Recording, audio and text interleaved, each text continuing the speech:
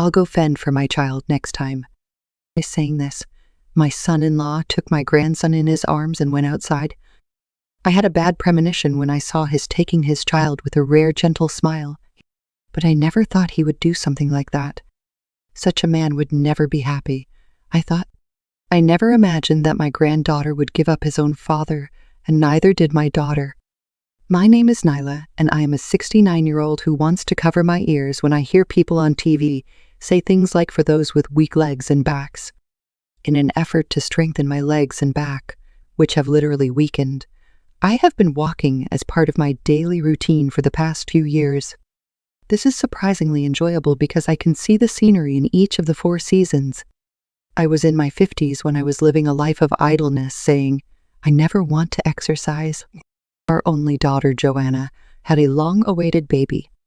The baby girl named Shauna was so adorable that my daughter, my son-in-law, and of course myself were in love with her. When I held her in my arms for the first time, I wish my late husband could have held her in his arms. However, she had different characteristics from the other babies around her. Suddenly, she nodded her head repeatedly and her arms and legs jerked. It settled right away, so at first I thought, is this a characteristic of this child? I thought it was just a characteristic of her. After 6 months of age, the symptoms became even more frequent, so we decided to take her to the doctor. Now, what the hospital do about Daryl, my son-in-law, runs a company. He told me that there is a hospital that he trusts so much that he uses it for medical checkups of his employees and also for his personal physical examinations. So we chose that hospital. Then, it turned out that she had epilepsy. Of course, no matter what characteristics she is born with, she is still a lovely child. At first, my daughter expressed regret that I could not give birth to a strong child. But fortunately, my granddaughter's disease is not incurable, and there are medicines available. If she can get over it, she will be able to lead a normal life. When I explained this to my daughter, she gradually began to think positively about supporting the child as a family. She was now thinking, let's support this child as a family. However, my son-in-law was not so sure. Why is my child so sick? I was going to let her take over the company in the future. He is more upset than my daughter, and every day he looks like the end of the world and is depressed. I understand how you feel, but if you're a parent, you need to get over it. I wanted to say to him that it's going to be harder on your kids from now on, but I don't. He seemed to be depressed in his own way, saying that his seed was bad. There isn't a parent in the world who isn't heartbroken over their child's illness. They just can't get over it now, but I am sure they will look forward to the future in time. I believed this, and before I knew it, my daughter and son-in-law were taking care of their grandchildren with great enthusiasm. Although he could not take maternity leave because of his position as president, he became a very good father, coming home early to bathe and care for his grandchildren, while his subordinates did their work. I was happy to see my son-in-law becoming more aware of his fatherhood, although I thought to myself, I live with them too, and I have plenty of help with childcare, so I don't need to worry so much about it. One night, while drinking at night, my son-in-law, drunk, plopped down on his desk and said in his sleep, I wanted a decent child. He was probably tired or very drunk, so of course he probably didn't remember that he had said such a thing. But his words made both my daughter and me feel pain in our hearts. She was just born with a disease. Even I, who was born healthy, will be sick someday. And yet my son-in-law thought my grandson was not decent. That fact was painful. It was around this time that my son-in-law began to fight frequently. The reason for their fights is always something to do with their child. Often my son-in-law, who had no medical knowledge, would blame my daughter for his own imagination, saying, maybe it was bad that you caught a cold when you were pregnant. Sometimes, after a quarrel, the unfaithful son-in-law would leave the house. Each time this happened, my daughter, who had been on the verge of becoming positive, began to say things like, maybe I was unfit to be a mother, and so on. Looking at the two of them, I myself thought it would be better to divorce, but at the same time, I also had an ego-like wish that they would overcome this hardship and support their child as a couple. I had experience raising children, but I had never spent my entire life supporting a sick child. I had no idea what I should do for my grandchild, even though I had lived longer than anyone else in my position. Then one day, my grandchild became so sleepy that she cried almost all day long. I changed her diaper and fed her, but she still wouldn't stop crying, and I had no idea why. She would sleep because she's tired of crying, but then wake up crying soon. Although this had happened before, we had been relieved that things had calmed down recently, and we were already in a state of panic. That day, only my daughter and I were there, and we were nursing my grandchild together. When my son-in-law came home in the evening, she continued to cry. When my son-in-law came home at night and said, "Did she continue to cry?" And my daughter said yes, she has been crying like this ever since. My daughter replied, "I wanted to give her a bath, but she wouldn't stop crying for a while. I'll go and take care of her next time. My mother-in-law and Joanna are tired, aren't you?" And saying this, he holds his daughter in his arms. My daughter looked deeply relieved, saying, "Thank you. I actually miss taking in the lawn. I'll take care of her. Okay, let's go get some air, Shana." My son-in-law smiled at his daughter and walked out the front door while chiding her. There was nothing strange about him. But for some reason, I felt a strange sensation when my granddaughter stopped crying the moment he took her in his arms. I don't remember my son-in-law laughing so gently at my grandchild these days. No. It's a good thing if he smiled at her. What am I getting anxious about? I must be tired because it has been a long time since I was in charge of raising a child all the time. That's what I was thinking at the time. Or maybe it was more accurate to say that I was trying to believe that. I was worried about my son-in-law and grandchild, who had left without even taking their cell phones with them and did not come back for a while. But my grandchild was not held in his arms. In an instant, my daughter's face tensed up. "You're late. Where is Shauna?" My son-in-law turned his head and remained silent, not answering. "Daryl, what happened to Shauna?" My daughter asks again. I also asked in a slightly stern voice, "Daryl, answer me." Unlike my daughter, who had no idea what was going on, I already had a bad premonition at this point, and my premonition turned out to be right. I left her on the mountain. My daugh-in-law's confession made her fall to her knees, and I involuntarily grabbed him by the throat. My daughter was stunned, perhaps too shocked. "You said you left her. Where in the mountains?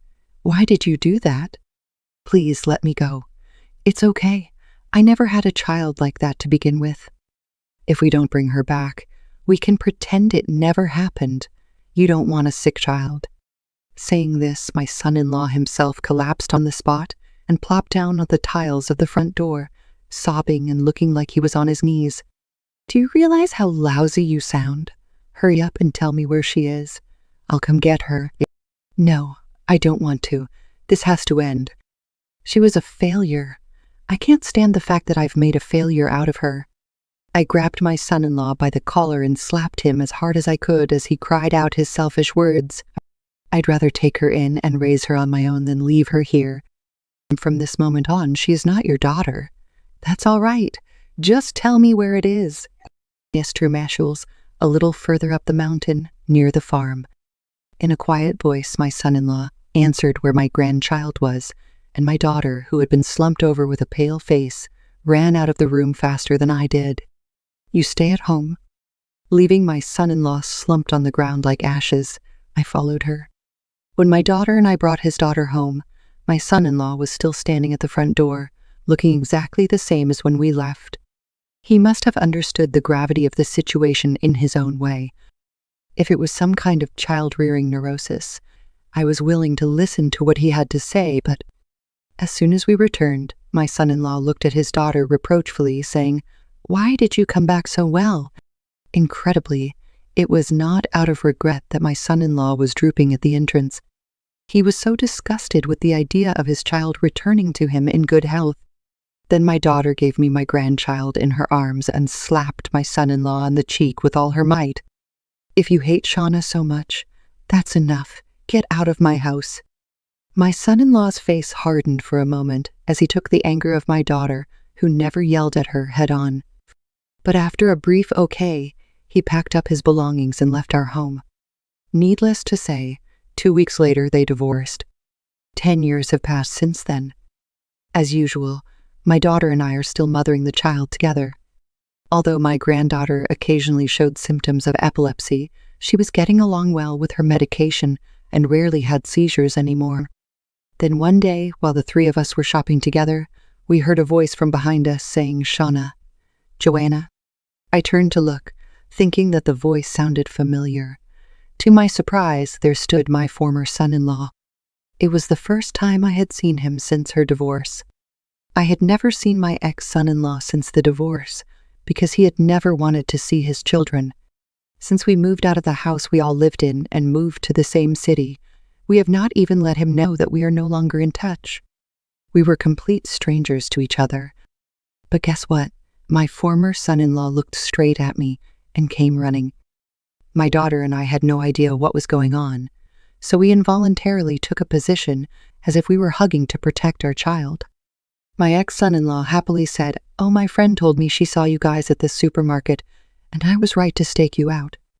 The friends of the ex-son-in-law who came to the wedding knew my daughter's face from the ceremony. It seems that one of them saw my daughter and told my ex-son-in-law. I can't help but resent the unnecessary, "I don't want to be involved anymore." "You're Shauna, you've grown up. I heard you got a patent and started your own company at the age of 7. That's great. That's my girl." "I don't know where he got that information," he said, and he smiled a big smile. He was right. She got a patent when she was 6 years old for an invention of a little cleaning tool.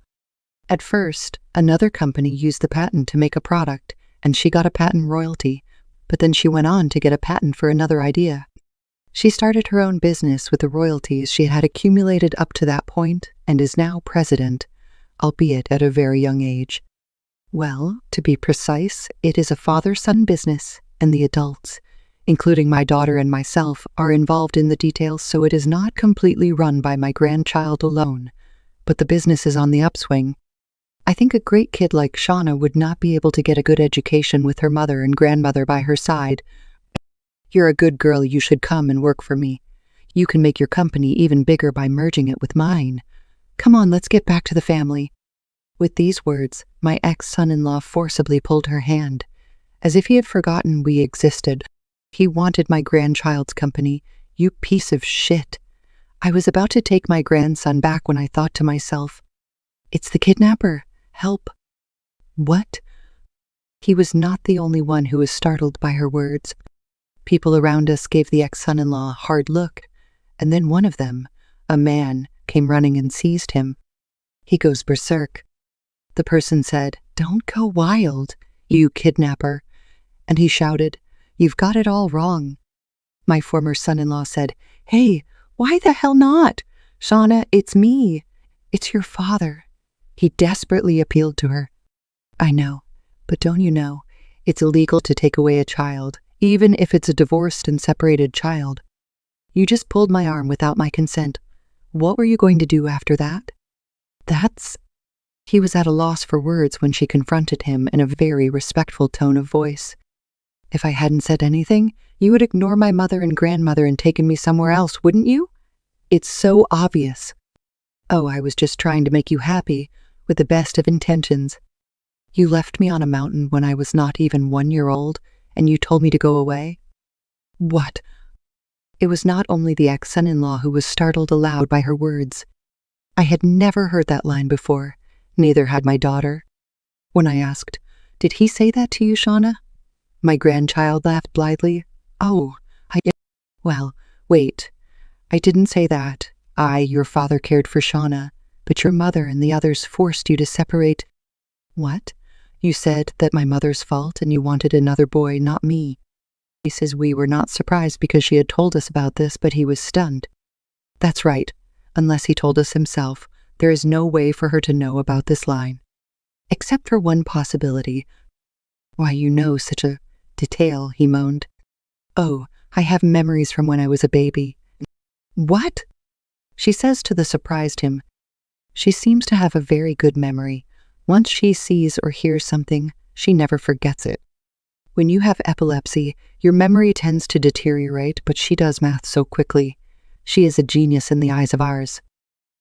My grandchild laughs and says, well, I have a tendency to slur my speech, which is a common trait of epileptics, so I have lost my childlike quality. Yes, my grandchild has an unusually good memory for an epileptic, whose memory is said to deteriorate, and even though she is only 10 years old, her calculations are so fast that university professors are amazed. It is said that Einstein and Socrates also had epilepsy, and many scholars believe that he was a genius because they had epilepsy. Whether the theory is really true or not has yet to be determined. Her good memory is also said to be possible if she has some memory of her babyhood, but it is unusual for her memory to remember all the pages of a novel that she once saw. Doctors predict that epilepsy must have had some effect on her brain, but the cause and effect relationship remains unclear. So, Dad, I remember everything about that day. I remember being surprised when my father, who normally wouldn't smile at me, came over and smiled at me in a rare way. You were going to leave me, so you naturally smiled, didn't you? Her words made his face turn pale. His hands were trembling slightly, as if he was afraid of her, who possessed a talent of another dimension. Are you afraid of me? Then I would appreciate it if you wouldn't get involved with me anymore. I have no desire whatsoever to go to my father, who abandoned me. My only family is my grandmother and my mother. Why did you know such details? I'm sorry I left you.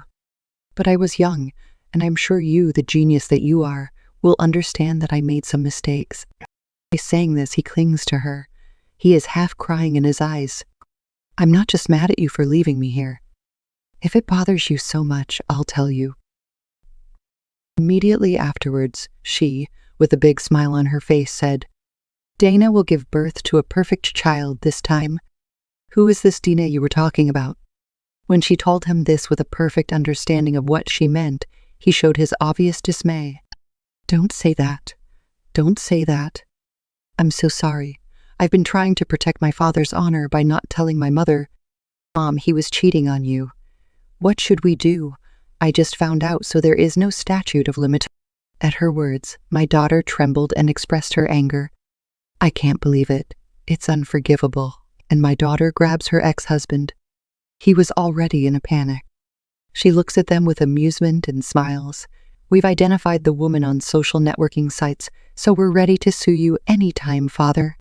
He, perhaps intimidated by her, said, Please don't do that. I'm really sorry because I won't have anything to do with you guys anymore. He pushed away the man who was seizing him, got down on his knees, and ran away at great speed.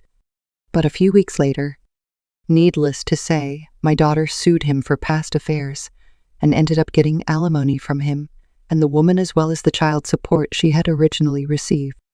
She was present at the discussion, and he was horrified throughout, saying, I thought I had created a badly made child, but I can't believe that something terrible was born in a different direction than I had imagined.